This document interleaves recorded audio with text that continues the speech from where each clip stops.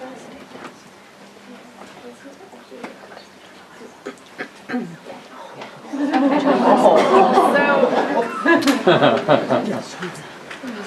I'm Maeve, and this is my semester collection.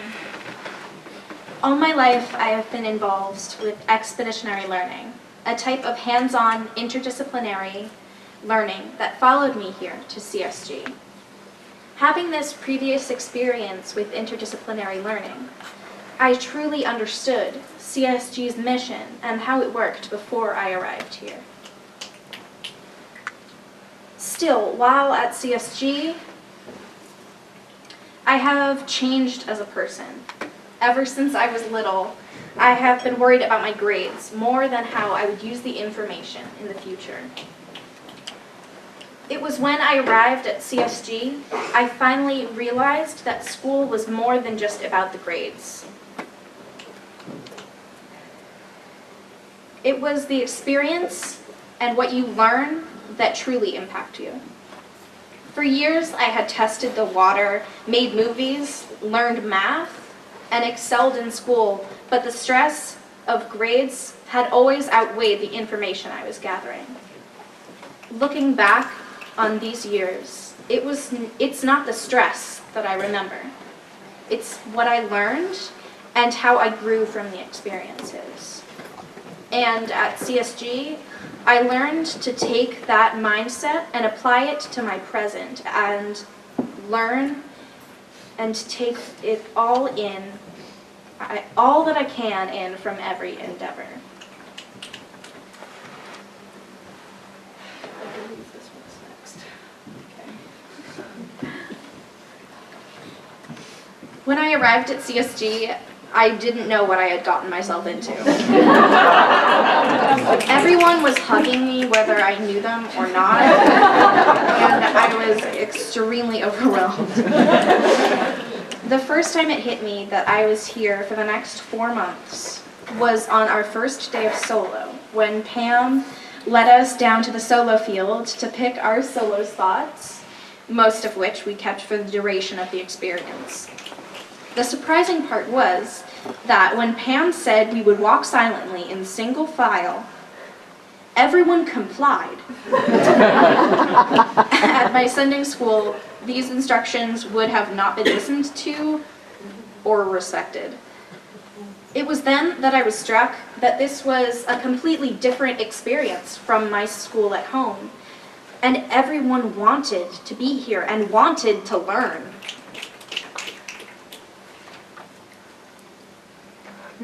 Over time, these girls and I have become like sisters, and the residential life staff have become like mothers to me. While backpacking on the Gold Coast, carrying all our essentials on our backs, I realized that this was all I needed. A family, nature, my camera, a shelter, sustenance, and whatever I could fit into my pack. There is something beautiful in its simplicity. Whether in the classroom or on the trail, these girls have wanted to learn and experience. The excitement that our teachers have for their subjects is tangible and contagious. My family here has had such a positive impact on my life and how I live it. Though before this program I had considered myself a feminist, this was solidified here through our gender studies program, run by one of my favorite people, Michelle. By learning all about gender bias and racial profiling and the school-to-prison pipeline that affected women everywhere, my eyes, previously unknowingly shut, have been opened to the sheer magnitude of these topics. My interests were sparked and my commitment to global sustainability was enhanced here. For a while now, I have wanted to use my love for art and the environment to do something that would help people understand that climate change is not only affecting other species or people across the world from us. It is affecting every single one of us. I have been trying to figure out a connection between feminism and climate change, which is one of the many problems I want to act against. One thing I know is that climate change affects everyone, no matter their gender, race, ethnicity, religion, sexual orientation, or where you live in the world. Everything that impacts women is a feminist issue. Therefore, climate change is a feminist issue. Two things that are both a part of climate change and sexism is power and entitlement.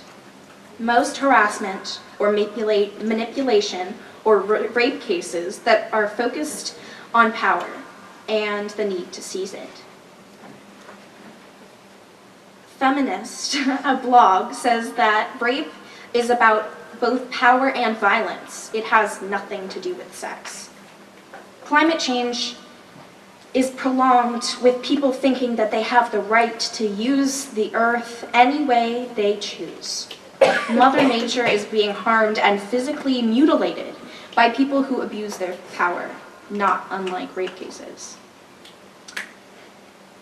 One way that I can address both of these issues is through photography and my love for art and personal expression. I want to use photography as a tool to explain and express how climate change is a personal issue no matter where you are in the world. According to NASA, whether you are in Africa, where by 2020, 250 million people will be vulnerable to increased water stress and decreased access to food, or if you are in North America and are experiencing more frequent, intense, and longer heat waves. Everything is connected. Therefore, everyone is impacted by even the smallest change. By taking pictures of all different types of people, no matter age or gender or ethnicity, I will be making a statement that everyone is equal in this, and everyone is impacted by the same external forces that need to be addressed. My main focus, though, is to help people tell their stories in meaningful ways. I feel as though this project would allow me to express this in whatever way I see fit, as long as it's focused around climate change. One question I want to know the answer to is, how have you been affected by climate change? Now, I understand this is an extremely broad, multifaceted question with many answers, but this question is one that many tend to disregard and think it does not affect them personally. By having others tell their stories about how they are affected, maybe it could change the way people think about climate change and make it a more personal cause. For me, climate change is a more personal issue because where I used to live in New York City, there is so much pollution that it is unhealthy to breathe or drink some of the tap water. This pollution and our collective release of greenhouse gases leading to climate change has caused mass storms to hit my home city in magnitude uncommon before now. Also, almost every year since I was little, my family and I went to Puerto Rico for February vacation at school. There, the coral reefs and mangrove forests where I played as a child are being destroyed. There are more intense tropical storms, and along with other islands, it faces going under with the rising sea levels. Probably the topic that hits home the most, though, is Portland, Maine. There, lobstermen are struggling, along with the rest of the coast, to provide enough lobster to support the New England coast.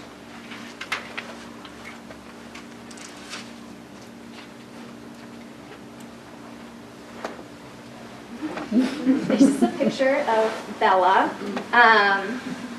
who is from a long line of lobstermen and used to live full-time on Matinicus Island in Maine before moving to the mainland and living on island in the summers. Lobster and the lobster industry is impacted by climate change because the rising temperatures cause lobsters to get shell disease, which is moving up the coast of Maine, and this is affecting the whole industry. I chose to talk to her because she has a point of view on climate change that not many people I know understand.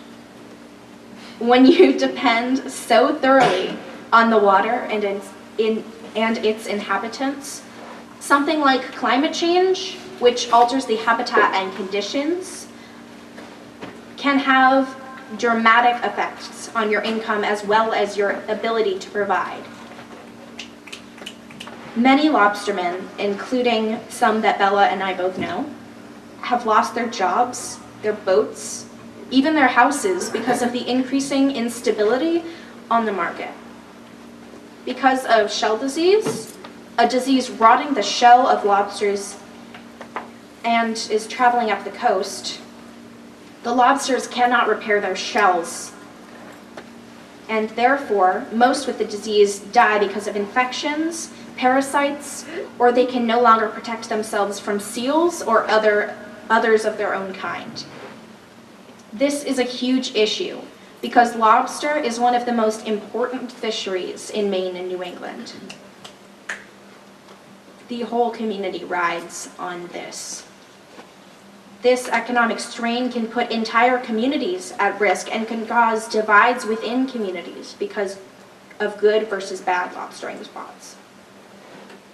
Another way people are being affected by climate change is through the melting ice caps causing rising sea levels. This is Haley, one of the resident life staff at CSG. She wants to travel to Alaska, and she says that the things she hopes to see won't always be there. The glaciers she will paddle next to don't look the same as they did a year ago, and they won't look the same a year from now. She thinks that it would be interesting to go back 5 years and see the difference, because the difference can be seen more rapidly in places like Alaska. What I hope to achieve by helping people tell their stories and letting their voices be heard is to enact change starting on an individual level.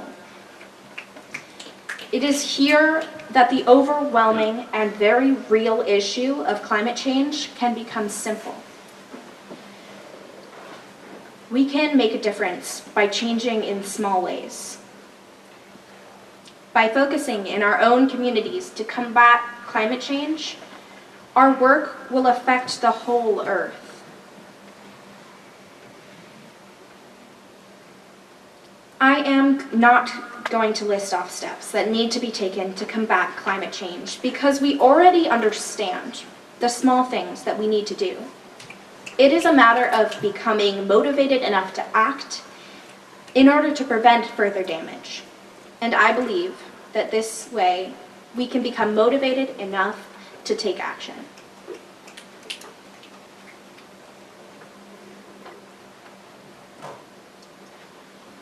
Look around you. Look at the people sitting next to you, who are across the room from you.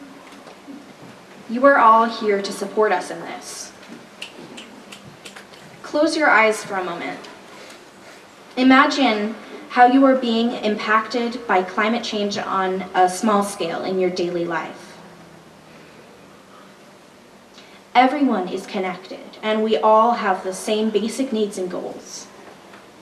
CSG has helped me to realize that I can achieve my goals and take part in fixing climate change by bringing awareness and empowering others.